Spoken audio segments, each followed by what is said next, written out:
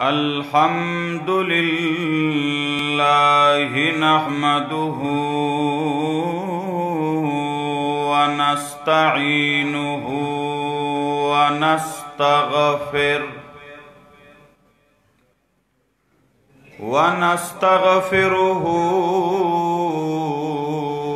व नु'मिनु बिही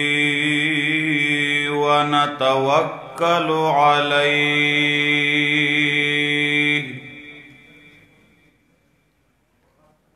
व नऊज़ु बिल्लाहि मिन शुरूरि अनफुसिना व मिन सय्यिआति अअमालिना व नऊज़ु बिल्लाहि मिन शुरूरि अनफुसिना व मिन सय्यिआति अअमालिना मन यहदिहिल्लाहु फला मुज़िल्ल लहु व मन युज़लिल्हु फला हादिय लहु व अशहदु अल्ला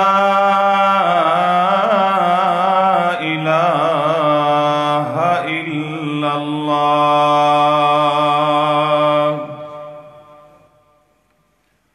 वहदहु ला शरीका लहु अबदियुन अज़लियुन सरमदियुन ला अव्वल लहु वला आखिर लहु ला ज़िद्द लहु वला निद्द लहु वला मुमिद्द लहु वला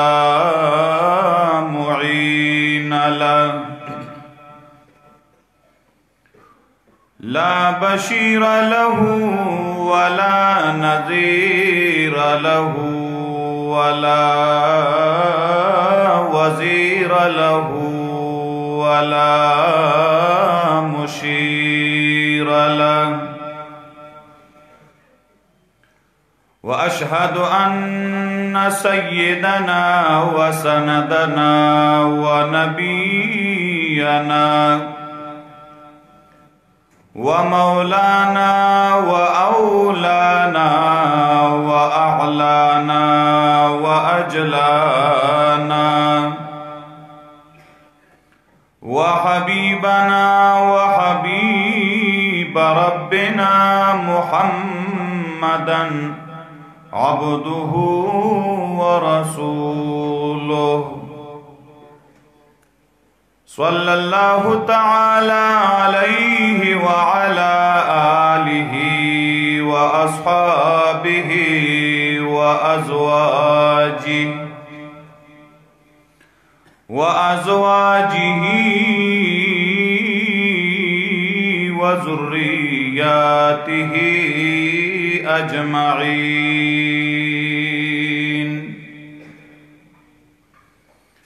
अम्मा बअदु फ़अऊज़ु बिल्लाहि मिनश शैत्वानिर रजीम।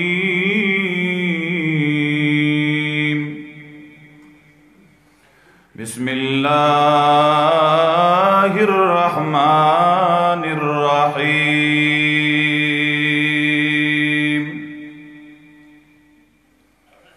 वलक़द आतैना दाऊद व सुलैमान इल्मा वक़ाल अल्हम्दुलिल्लाहिल्लज़ी फ़ज़्ज़लना अला कसीरिम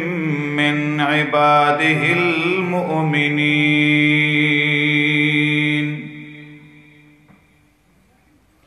ववरिस सुलैमान दाऊद वक़ाल या أيها الناس علمنا منطق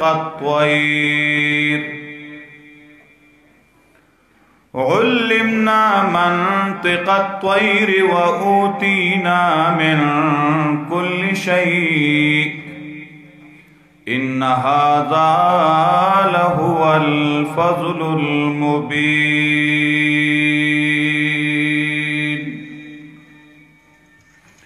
وقال النبي صلى الله عليه وسلم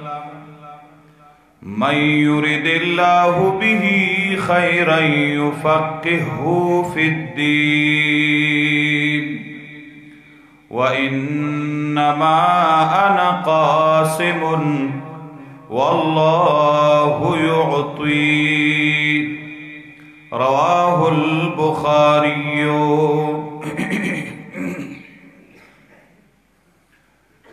انتہائی قابل قدر علماء کرام، طلباء عظام او عوامو مسلمانانو ورونو مشرانو او کشرانو، نن چې مونږ او تاسو ستاسو په دې چکدره علاقه کې باروړی کلی کې په دې جامعه دارالقرآن کې مونږ او تاسو را جمع یو د دې پروګرام وجه او سبب د دې مدرسې د سالانه سبقونو تکمیل دی، اختتام دی، او د دغه ماشومانو بچو د حفظ او د ناظری ختمونه دي. په هغې سلسله کې دا اجتماع او دا پروګرام منعقد کړی شوی دی. زمانه مخکې علماء کرامو بیانونه وکړل. زه چې را روانم زمونږ ورور مناظر جماعت اشاعت التوحید و سنة حضرت العلامہ مولانا واحد الرحمن صاحب ډېرې جوړې او ښایسته خبرې د علم متعلق عرض کړي. نور علماو به هم تقاریر کړي. د دې موقع مناسب یو څو خبرې زوم ستاسو مخکې انشاءالله عرض کوم. دا د الله رب العزت یو عظیم احسان دی په تاسو چې الله رب العزت تاسو ته بهترین علما هغه درکړي دي. د شیخ القرآن والحدیث مولانا گل بادشاہ مد ظلہ العالی په شکل کې چې هغې د دې مدرسې بنیاد کېښود او دا قیمتي علما یې د ځان سره یو ځای کړل، ملګري کړل او یو دینی خدمت یې روان کړ. یقینا چې دا یو داسې عظیم الشان خدمت دی چې داسې لوی خدمت د دې نه بل نشي کېدی. دا هغه صدقه ده چې دا به تر قیام قیامت جاری. دا صرف د دې مولانا صاحب د پاره اجر او ثواب نه دی، دا صرف د دې طالب العلمانو د پاره اجر او ثواب نه دی، بلکې دا د دې ټول کلی د خلکو د پاره یو صدقه جاریه ده. او زه دا خبر اکثر مرګرو ته کوم هم چې دا زمونږ غلط فهمی ده چې دا د پلانی مولوي صاحب مدرسه ده، دا د پلانی مولوي صاحب مدرسه ده. منګ او تاسو له پکار دي چې هر یو د خپل مدرسه او جامعه وګڼو. اور یو کوشش کو چې په دې کې ځان له حصہ مقرر کو. دا خو داسې یو څیز دی چې څوک هم ځان له آخرت کې اجر او ثواب ګټل غواړي، خپل ځان له آخرت کې خیر جمع کول غواړي، نو دا غیر لپاره په دې کې حصه شته. او دا علما نبی علیہ السلام فرمایي چې انا اجود بنی آدم زه په ټولو اولاد د آدم علیہ السلام کې ډیر سخی. اول سخی خو الله رب العزت دی کنه، بیا دویم سخی سخاوت کون کې رسول الله صلی الله علیه وسلم دی. د نبی علیہ السلام نه بعد په امت کې لوی سخا والا، لوی خیرات والا هغه د علماء کرام دي. منګ او تاسو چې خیراتونه کوو نو چرته یو محلي کې خلکو ته وینا وکړو، یو کلی کې خلکو ته وینا وکړو، بیا نورو خلکو ته دعوت زمنګ نه ای کاغه راځي نو به دعوت راځي. د دې علماو دعوت د ټولي دنیا د پاره کدار زنه طالب العلم راځي علم زده کوي، دار زنه یو می سړی راځي مسله زده کوي، قران حدیث زده کوي، د دې دروازې 24 غنټې کولاوي. دا په ټولو کې لوی سخا ده، بے تم او بے لالچ خلکو ته دین خي. ورونو لږ وضاحت به زه وکم، وختي مولانا صاحب حدیث وی چې څه خوش قسمته خلک داسې دي چې د هغې اجر او ثواب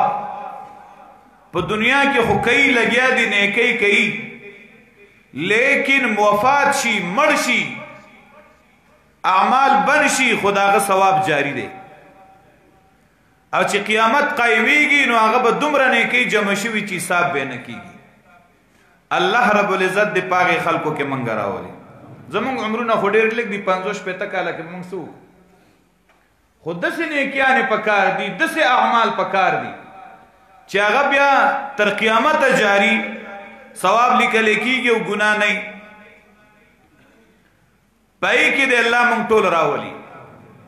او ان شاء الله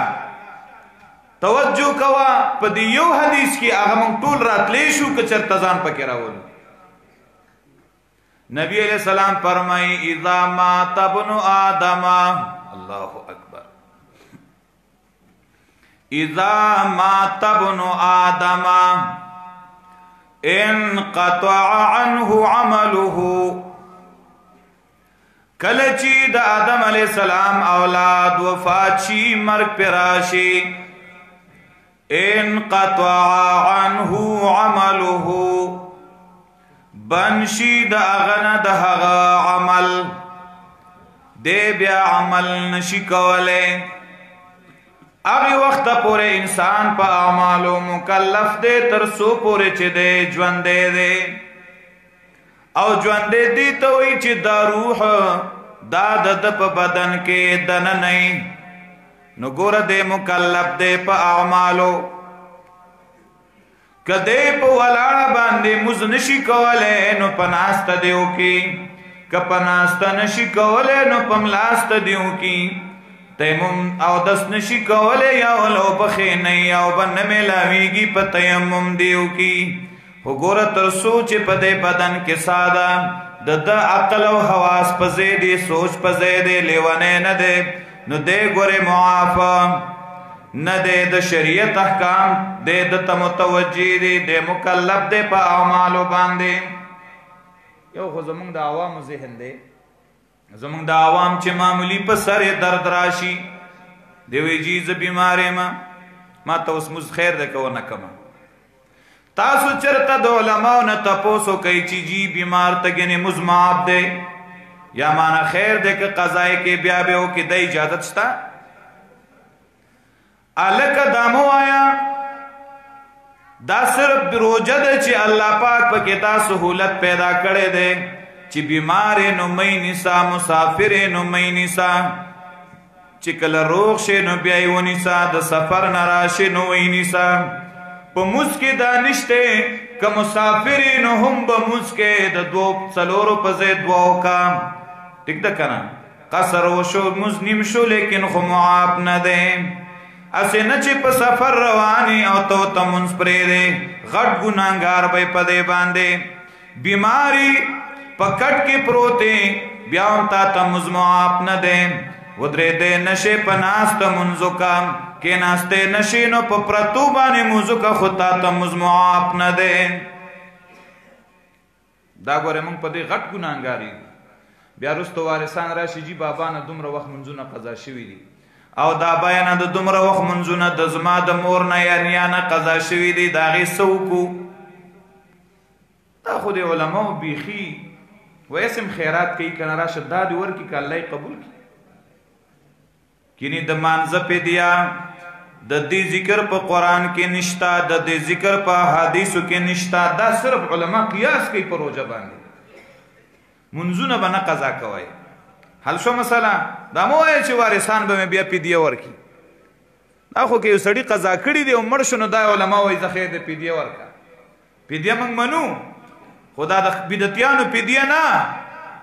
چې بس مړي سره صابونونه روان کړي دي او پیسې روانې کړي دي ولته په مقبره کې په خلکو تقسیموي قرآن مجید یې په د پاسه کې خودی او وایي دا قرآن قیمت خو اډوشتلی نه وایي نو که هر څومره منځونه خیر دی دا به پکې ګران حساب هلکه دا یخادعون الله والذین آمنوا کار ولې کې ځکه نه ته دا قرآن کور ته راوړه او دا پیسې نورو له ورکړه که د نرزوې نو بیا خو کور ته قرآن نه راوړې پیسې راخلې قرآن بیا د جماعت په المارۍ کې ږدي نو دا د ډېر قیمت والا شی ولې کور ته نه راوړې دا دوکه ده دا فقهاو چې کومه طریقه لیکلې وه هغه په دې زمانه کې ډوکېږي نه او نه هغې ته ضرورت شته د سړي نه منځونه قضا دي حساب وکړه څومره منځونه دي څومره روجې دي هغه حساب کا او د هغې بیا فدیه تپوس وکړه د علماو نه چې فدیه څومره جوړېږي هغه بیا غریبانانو له ورکړه او چې کوم غریب دی هغه ته یې ورسوه ځان ته مه خلاصوه په مقبره کې چې ورکوي نه ورته د منځونو پته شته چې منځونه څونه قضا دي نه ورته د روجو پته شته او نه ورته د فدیې پته شته چې دا د هغې منځونو او روجو نه سوا ده که کمه ده خو خالي هغه چورلندې وکړي یو کس یو ځای کې دا شی کېده ما په د خپل ژوند کې دا په یو ځل لیدلی دي الحمدلله زمونږ علاقو کې نه کي نو یو مولانا صاحب هغه پکې ام جا نماز رانیولی و که نه ما ورته مولانا صاحب تم دا کار کې قسم په الله دی هغه مولوي صاحب چې سره د دې چې دې شي کې شریک وم هغه ماته وایي چورو نو ما هم پکې ځان له جانماز واغسته که وایي چورو نو ما هم پکې یو جانماز راواغسته دا خلک دې ته چورو وایي خو د عوام پې څه پوهېږي دی خو وایي چې زمونږ غاړه خلاصه شو جوړې بهرحال منځونه مه قضا کوئ منځ په خپل ټیم کوئ مرګ باندې به بیا چوټي راځي د مرګ نه مخکې چوټي نشته اذا مات ابن آدم انقطع عنه عمله کله چې ابن آدم وفات شي نو د هغه عمل د هغه نه بند شي ولې بند شي معنی د عمل نشي کولی ځکه مونځ کې قیام دی قعود دی رکوع ده او سجده ده تاسو نه تپوس کومه مړی دا کارونه کولی شي کولی شي مونځ کې چې دی ثنا ده قرائت دی کلمات ویل دي څه الفاظ ویل دي مونځ په دې خبرو باندې مړی چې دی نو په دې خبرو باندې نه پوهېږي نو دی اهل د خطاب نه دی الله اکبر او عجیبه ده توجه کوه زه دې خلکو ته حیران یم چې کله د انسان وفات شي مړ شي دومره عاجز دی چې چا وجلی دی قاتل نه دی معلوم چې چا وجلی دی نو که مړي نه څوک تپوس کوي نو خلک ورته لیونی وایي که به نه وایي وایي مړه مړی خو چاله جواب نشي ورکولی خپل قاتل نشي ښودلی چې زه چا وجلی یم مړي ته دا پته نشته چې ما له غسل څوک راکوي خپل ځان له غسل نشي ورکولی نو بل ته جامې وباسي او هغې په تخته واچوي هغې لامبوي دومره اختیار یې نشته دی چې تلی وی غسل یې کړی وی او بیا په دې تخته پرېوتلی وی جنازګاله په خپل باندې نشیتلې نور خلک په کټ کې وړي الته مخه تواچي او ګوره دومره عاجز دی چې منګ او تاسو د هغې دپاره دعاګانې غواړو چې الله دته بخښنه وکړه اذا صلیتم علی المیت فاخلصوا له الدعاء ابو داود شریف حدیث دی کله چې تاسو مړي باندې جنازه کوئ یعنی اراده د جنازې وکئ نو د جنازه کې دننه د مړي دپاره په اخلاص دعا وغواړئ تاسو دعا غواړئ که نه غواړئ مړي له غواړئ که نه مقصد د جنازې دا دی چې الله دې مړي ته بخښنه وکړه اگر چې ډېر خلک خو په دې نه پوهېږي خلک د مړي جنازه کوي موږ یې ژوندو دپاره کوو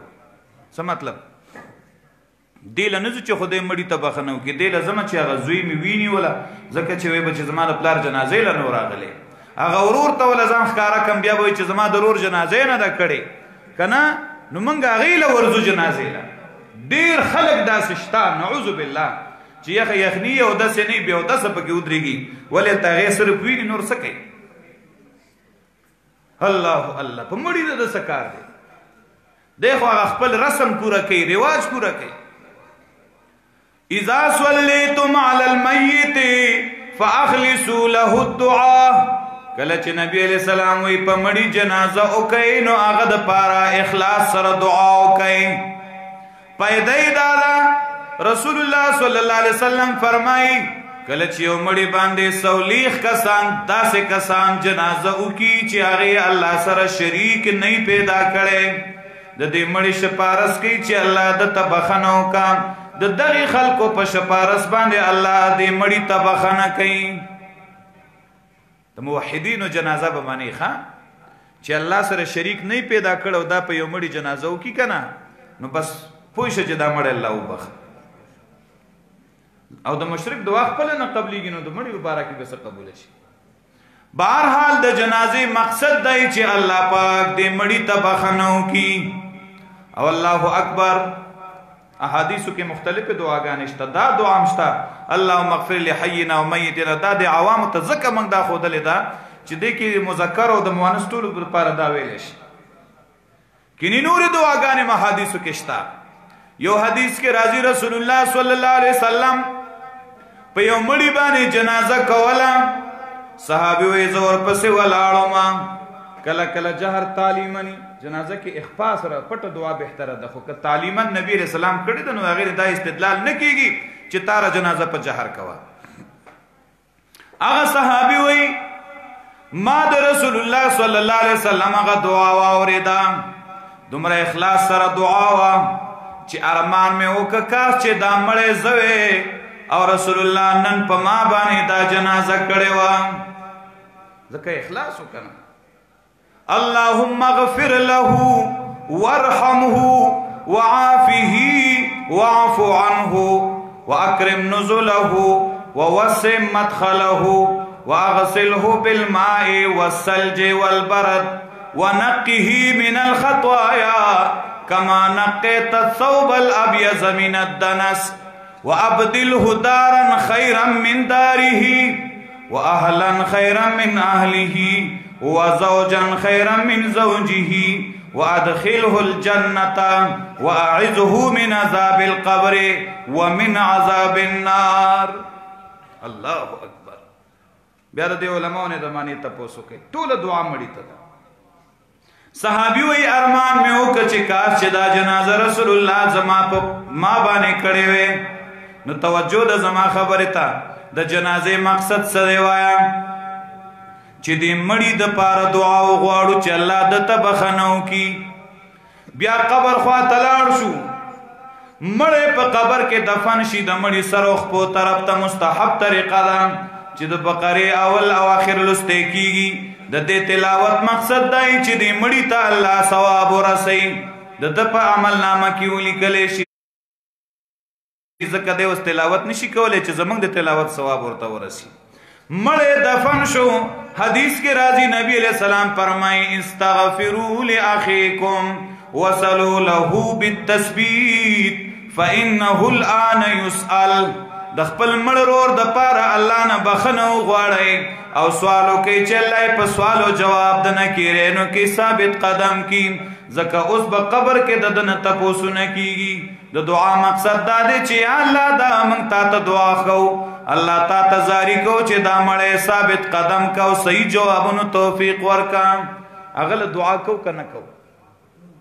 درې ورځې بیا موږ تاسو د علاقه کې دا قانون دی د مړي وارثانو له خلک راضي کنه او غلط تسلی ورکئ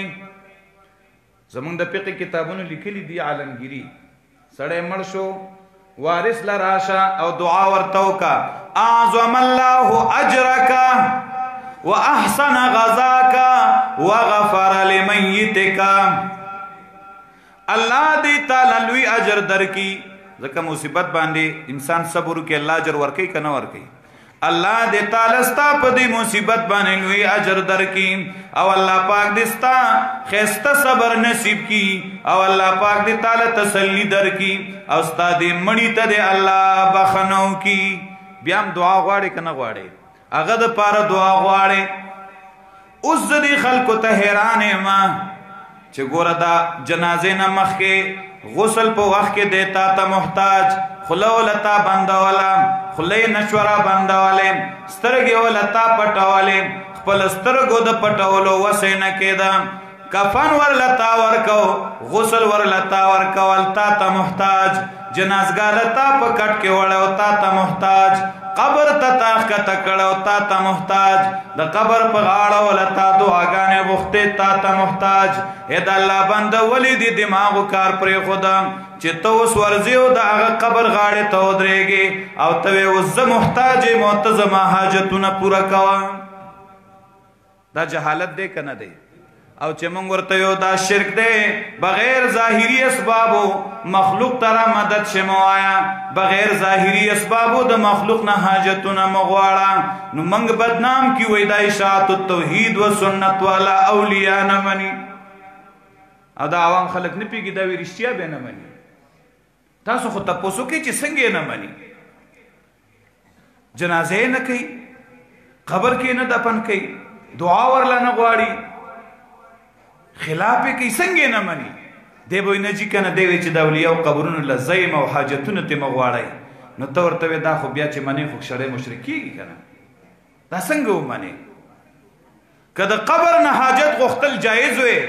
نو د تمام اولیاء او سردار امام الانبیاء محمد رسول الله صلی الله علیه وسلم د قبر نه 24 غنټه خلق تاویدل او دعاګانې به غوښتي دا څه کنه ده تاسو چې څوک حج ته تللی دي چرته د الله ر پیغمبر قبر نم دعا غوښتې ده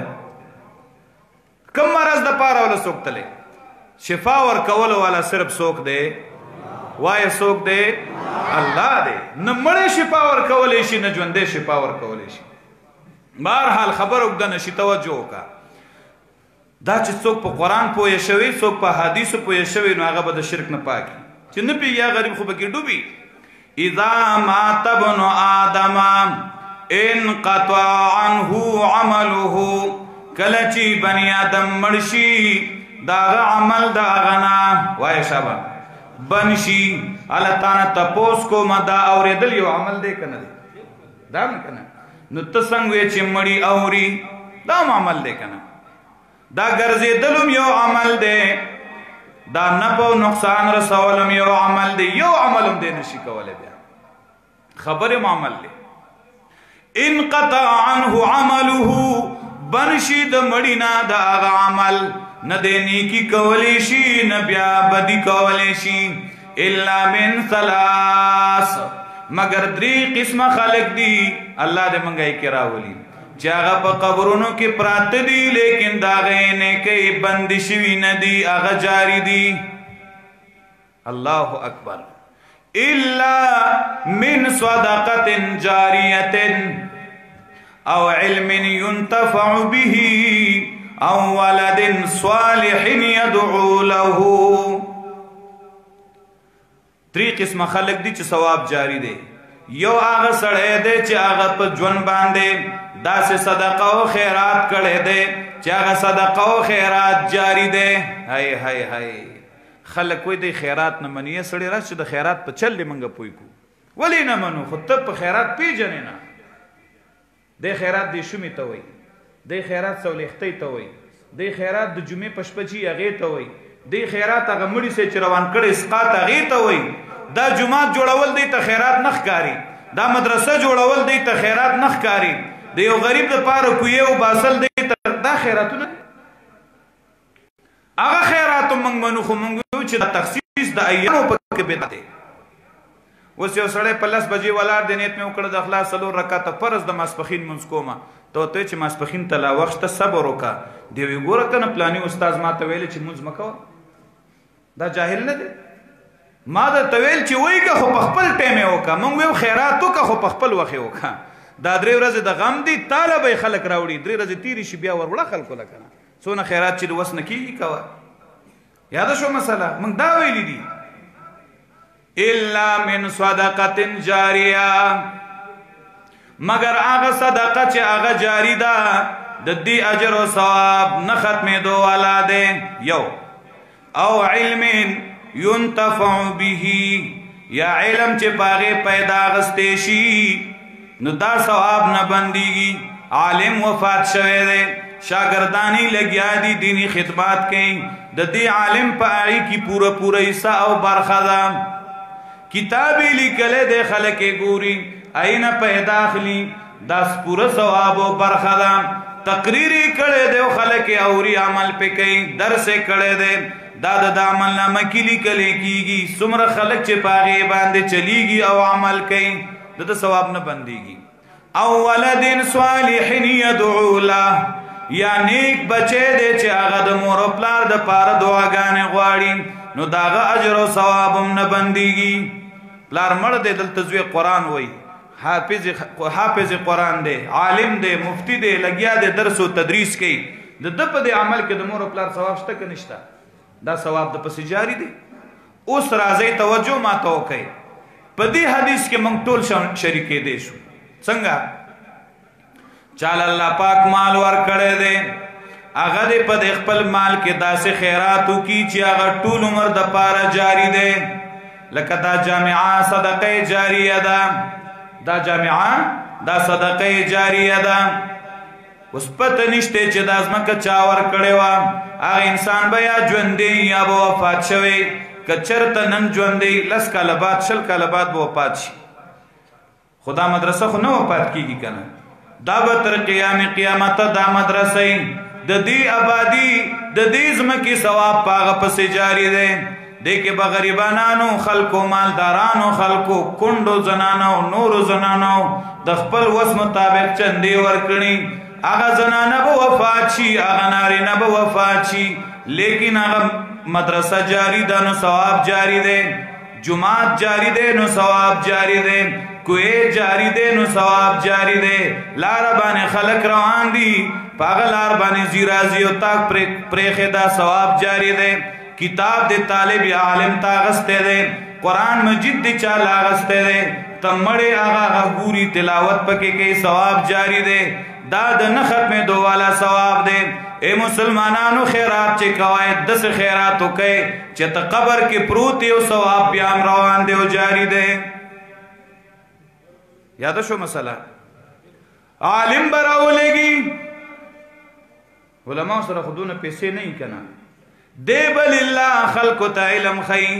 دی به قرآن خلکو ته ښیي، دی به سنت د رسول الله خلکو ته بیانوي، دین به خلکو ته ښیي، جمعه کې به بیان کوي، اختر کې به بیان کوي، درس قرآن به کوي، درس حدیث به کوي. طالب العلمانو ته به دین ښیي، عوامو ته به ښیي، نارینو ته به ښیي، زنانو ته به ښیي. ولې ماحول خو په کار دی که نه؟ کوم ځای کې به ښیي؟ نو مدرسه تا جوړه کړه، په هغې ثواب کې ورسره ته شریکې، ځمکه تا ورکړه، پیسې تا ورکړې، نو ستا دغه ثواب دی. د عالم ثواب دا دی چې تش په عمارت کې خو کار نه کېږي چې دین کار پکې نه وي، نو دی به پکې خلکو ته قرآن او سنت ښیي. دا به د دپاره صدقه جاریه وي. دی که سبا وفات شي ستا پیسې وي، تا له به الله د هغې اجر درکوي، خو ده چې څومره خلکو ته علم ښودلی دی د دې ښودلو ثواب به ده ته میلاویږي. ونه شوې؟ نو ګوره بعضې خلک به داسې چې نه به ورسره علم وي نه به ورسره مال وي، او یا به ورسره علم هم وي مال به هم وي، خو الله به ول اولاد هم ورکړی، نو هغه د خپل اولاد راولېږي. نو چې اولاد یې راولېږه نو دغه بچی د مور او پلار دپاره صدقه جاریه ده. هغه له دا ثواب شو. نو په دې یو ځای کې ټول الله ثواب ورکړي. عالم تم ثواب ملاو شو، چا چې مال لګول هغه تم ثواب ملاو شو، چا بچی را لګلی هغه تم ثواب ملاو شو. زویم چې نن یو د دې مدرسې محتممین او مدرسین خوشاله نه دي، نن طالب العلمانو خوشاله دي، نن استادانو خوشاله دي، د دې بچو والدینو خوشاله دي،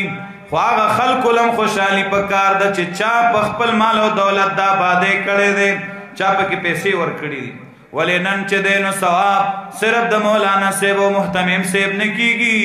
د د خودو ثواب دی. چا بچې وقف کړو نو د هغه د بچي د رالیږلو ثواب دی، چا پیسې لګولې وې نو د هغه ثواب دی. بعضې خلک چې هغوی به دې طلباو له چای ورکړي، ډوډۍ ورکړي، خدمت به کړی، نو دوی له دا ثواب میلاویږي. د ټول کلي صدقه جاریه روانه ده، دا د ټول کلي دپاره ده. دا په یو کس نه چلیږي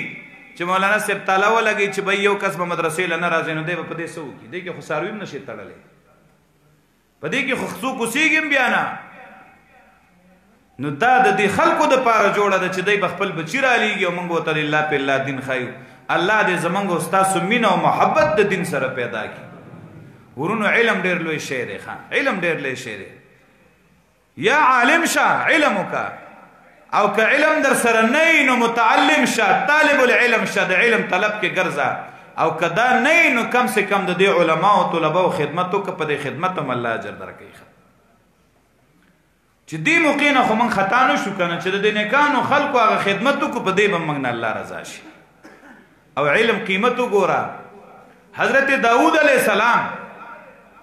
او حضرت سلیمان علیه السلام دواړه پلار او زوی دي. داود علیه السلام پلار دی، سلیمان علیه السلام زوی دی. الله ولا لوی حکومتونه هم ورکړي او پیغمبري هم ولا ورکړې وه، خو ګوره حکومت د علم مقابله کې حیثیت نه لري. هغې د حکومت شکریه نه ده ادا کړې چې الله موږ نه بادشاهان جوړ کړي دي، هغې د الله حمد او ثنا چې ویلې نو په علم باندې ویلې ده. معلومه شوه چې علم ډېر لوی شی دی. دی وجه نه الله پاک فرمایي ولقد آتینا داود و سلیمان علما، په تحقیق سره ورکړو منګه داود علیه السلام ته او سلیمان علیه السلام دواړو ته علم. نبوت او وحی به ورته الله کوله. زبور کتاب الله په داود علیه السلام را لېږلی دا علم. وقال الحمد لله الذي فضلنا على كثير من عباده المؤمنين. ویلیو دواړو، الله اکبر، دواړو ویلیو صفتونه د کمال دی الله غزاد د پاره چې غورواله را کړه د مونږ ته په ډیرو د بندگانو خپلو مؤمنانو نه. الله ستا ډیر شکر دی چې مونږ له د علم را کړی دی او په ډیرو خلکو باندې تا مونږ اوچت کړیو او غوره کړیو. دلته حمد په علم باندې وي، اشاره ده دې خبرې ته چې علم دا په ټولو کې ډېر لوی نعمت دی. علم دا ډېر لوی نعمت دی. الله دې زمونږ په زړونو کې د علم اهمیت پیدا کړي. علم وکړه نو دا نور عزتونه به تاله په خپله میلاویږي. عزت په مال نه دی، عزت په علم باندې دی. امام مالک رحمت الله علیه، امام مالک صاحب وایي زه چې دی نو اول کې ما دا سندرې یادې کړې وې، د دې شي ډېر ماهر وم. نو وایي ما ته زما مور وایي چې بچیا ستا رنګ تور دی. امام مالک صاحب د رنګ نه تور و، ستا رنګ تور دی. سندرو له خلک هغه سړی بوزي، هغه کس بوزي چې د رنګ نه ښایسته شکل نه ښایسته. نو تا به څوک سندرې له نه بوزي، دې ټنګ ټکور له نه بوزي، به دا بدرنګه دی، ښکلی نه دی. علم وکړه. امام مالک صاحب وایي ما علم شروع کړه، نن امام مالک رحمت الله علیه کوم ځای ته ورسېد؟ په څلورو مذاهبو کې د یو مذهب مالک شو. مدینه منوره کې بناستو احادیث د محمد رسول الله صلی الله علیه وسلم به بیا پڑھاول. څومره لوی مقام ورله الله ورکړ. علم دی. دې سره الله اکبر واوره.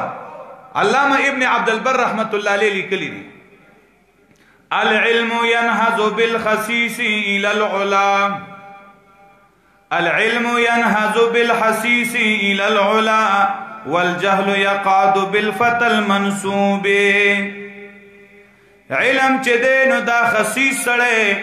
مانا کمزور سڑے، غریب سڑے، کمزوری رنگ والا، کمزوری نسب والا، دا اوچت مرتبه ترسی. غلامانو نے سمر لولی خلق جوڑ کل کنا. او جہل چه دے یقعد بالفتى المنسوب، دا چه دے نخ کتا کئی کی نئی غزوان چه غدر لوی نسبت والائی. بادشاہ زوی ولی نده خو چه جاہل دے نو خلق وی پلار دیر لوی سڑے خدا زوی سم نده وی. لوی عالم زوی کنا خو چه علم و سرنی نو خلق وی پلار دیر لوی سڑے خدا زوی سم نده. داغا غا نسبت و داغا غا حیثیت کم شی. د جاہل سڑی زوی دی خو چه عالمی خلق وی ماشاءاللہ زوی پلار پسم نپیگی خو زوی اللہ دیر لوی مقام ورکڑی. د انسان مرتبه چتیگی د علم سره او بیا د دی شرعی علوم سره چه علم د قرآن دے، علم د سنت رسول اللہ صلی اللہ علیہ وسلم دے. ورنو اللہ دے زمان پزلونو کی د علم عظمت پیدا کی، د علماء عظمت دے اللہ پیدا کی. او دا یادو ساتی اخیری خبر در تکوما مسلمانانو ورنو گورے منگ پا غلط پہمائی کے پراتیو. بس یو قسم د کور نه لګلې موږ خپل چکر او خپل کارونه کوم موږ دا به علم کې. علامه ابن عبد البر رحمت الله علیه لیکلی دي چې علم دو قسمه دی، یو فرض عین دی، یو فرض کفایي دی. فرض عین علم په هر سړی او په هر ښځه باندې فرض دی. د ښځې په وجه د خاون غاړه نه خلاصېږي، د خاون په هغې د ښځې نه خلاصېږي، د زوی په هغې د پلار، د پلار په هغې د زوی. ضروري او فرض مسائل چې دي د توحید مسله، د شرک پیژندنه، دارنگی دا اللہ رب العزت اسماء و صفات پہ جندل، فرض مسائل لکه منز، روجہ، زکاة، حج، دا دی احکامات پہ جندل، دا پر رجال و پار سڑی زان لزان لفرض دی. دا نچی گنی دا با یو کس مولای و نور دی خپل کار کی. ضروری مسائل دا دیز دا کول طول دا پارا پکار دی. یو وقت دا مدرسے دا پارا دا علماء دا پارا زان بانی لازم کول پکار دی چی منگ دا فرض مسائل خو کم سے کم دا خپل علماء نا یاد کو کنا. ذکر د فرض مسلو علم فرض دے، د واجب علم واجب دے، د سنت علم سنت دے، د مستحب علم مستحب، د مباح هغه مباح. دا سه مسله ده. او حرام پی جندلم فرض دی، ذکر چې حرام گناہ کبیره ده نو دا غي نزان بچ کول دا ضروری دی. نو هغه لکیږي چې سړی حرام پی جندلی علم وسره یې کنه اسنه چې د ګناه کار کوي او ثواب یې غني. نورونو د علماء سره صحبت اختیار کوي، د مدرسو سره، د جماعتونو سره، د طالب العلمانو سره. دا خلق دی چې دی سره مینه کول دا سبب د دخول د جنت دی. الله رب العزت دې موږ د دې خلکو سره مرګري کی. دا یو مولانا صاحب یو قصه کوله، دا طالب العلمان چې دی کنه اخو عجیبه خلق دی، بس د الله په دین په مینه مست. یو سړی به ډیر خدمت کو چې ډوډۍ هر څه به ولا راوړل. د طالبانو دې ته چې یو سړی ساده ښکاره شي نو دی ورپسې خپل منځ کې لګی ومي کنه، کله کله خبرې کوي، گپ ورپسې لګی. یو زنانه په لاره روانه وه نو ساده ښځه وه، یو طالب بل ته وایي وایي لکه حمارګله ترورۍ راله. هغه ساده ښځه او هغه ویل چې دا به چې ته اوچت نومي که نه، نو هغه ورته وایي بچې زه به څه حمارګله یم، حمارګله خو ستاسو میندې دي چې سبق پسې رالیږلي وي. طالبانو ویل دا وګوره دی راته څه ویل. نو دی یو سړی به راته د دې خدمت به شپه ورځ کو. نو دې طالبانو به ویل لکه دا غوی ماما دی. په غوی ماما یې سړی مشهور که غوی ماما ناوخته کو، چای په وخت رانوړه، ډوډۍ په وخت. هغه غریب به خپل کور کې پخول او دی له به راوړه. یو ورځ اوس دی را روان دی او دا طالبان لګیا دي او هلکه غوی ماما هم ناوخته که ډوډۍ رانوړه یاره. دې سړي واورېدل، چې وایې اورېدل و یاره دا طالبان څومره نمک حرامه خلک دی، ګوره زه دی سره څونه مینه کوم او دی له چای او ډوډۍ راوړمه او دی ګوره ما ته غویې وایي. مست دي که نه؟ او طالبانو ګیلې مه کوئ، ځکه د طالبان دی که پوهېدل نو دې مدرسو له ولې راتلل؟ دا خو به اوس چل زده کوي، اوس به پوهېږي. انو هغه خفه شو، وایي به د دې خدمت زه نور نه کوم، بس خپل کار دی کوي. یوه شپه اوس خفه دی او اوده دی، د شپې خوب ویني چې قیامت قایم شوی دی او میدان محشر دی او ډېره سخته ده. فرشتې رالی او زه د لاس نه ونیولم جهنم ته روان کړم. نه تو چې مخکې کېږه جهنم ته، تا خو څه نیکي نه ده کړې. داسې چې می بوزي دا طالبان یو څو کسان ولاړ دي مغه د جماعت طالبان چې ویلی دو نو دا یو طالب هغه بل ته وایي چې لکه هغه غوی ما مې رانه جهنم ته روان کړی دی را منډې کړه پرشتو ته وایي چې دا څه کوي وایي دا جهنم له بوځه ورته وایي چې دی به نه بوځي دی خو زمونږ ډېر خدمتونه کړي دي زمونږ ډېر خیال ساتلی دی دی به ته جهنم ته بوځي هغه ورته وایي چې نه دی وایي چې بس موږ یې سپارس کوو که نه موږ وایو چې دی به پرېږدي هغه پرشتو نه دی راخلاص کړ خوب یې ولیده بس خوب تیر شو د شپې راپاسېد زه ودرېده او تهجد یې وکړه او توبه یې ویسته چې الله د دې طلباو خدمت خو ما پرېښی و خو زه د دې خدمت د نن نه بعد به کومه خامخه سهار دی چای پخ کړی ده را روان دی طالبانو له چای راوړه طالبان ورته وایي چې کاکا ته خفه شوی وې یاره بس دا د طالب خطا شوی و او د خولې نه دا خبره غلطه وتې وه خفه کېږه مه دی ورته عذر پیش کوي هغه ورته وایي نه خفه شوی نه یم تاسو خو ما ته غویې وې ستاسو د قسمې خر ما راته وایې خو ګورې هغه جهان کې به مې بیا رانیسئ پرېږدی به مې نه ښه لکه څنګه م چې رانیولې مو ور پرشتو نه خلاص کړم ورونو د دې خلکو سره مینه محبت هغې چا سره دنیا کې مینه وکړه بس خلاصه خبره ده چې قیامت کې بیا د هغې په سب کې خوشحاله یې نو چې سړی سوچ وکړي که نه چې د هغې په سب کې به څوک به داسي چې د هغې په سب کې به سړی خوشحالي دا علما او طالب العلمان دي الله دې موږ د دوی په سب کې راپاسئ نو دوی سره مینه وکئ محبت وکئ د دوی حوصله افزایي وکئ دوی سره د دوی په دې کار کې شریک شئ المرء مع من احب قیامت کې به الله موږ په دوی کې راپاسئ د دوی په سب کې راپاسئ الله رب العزت دې د صحیح عمل کولو توفیق را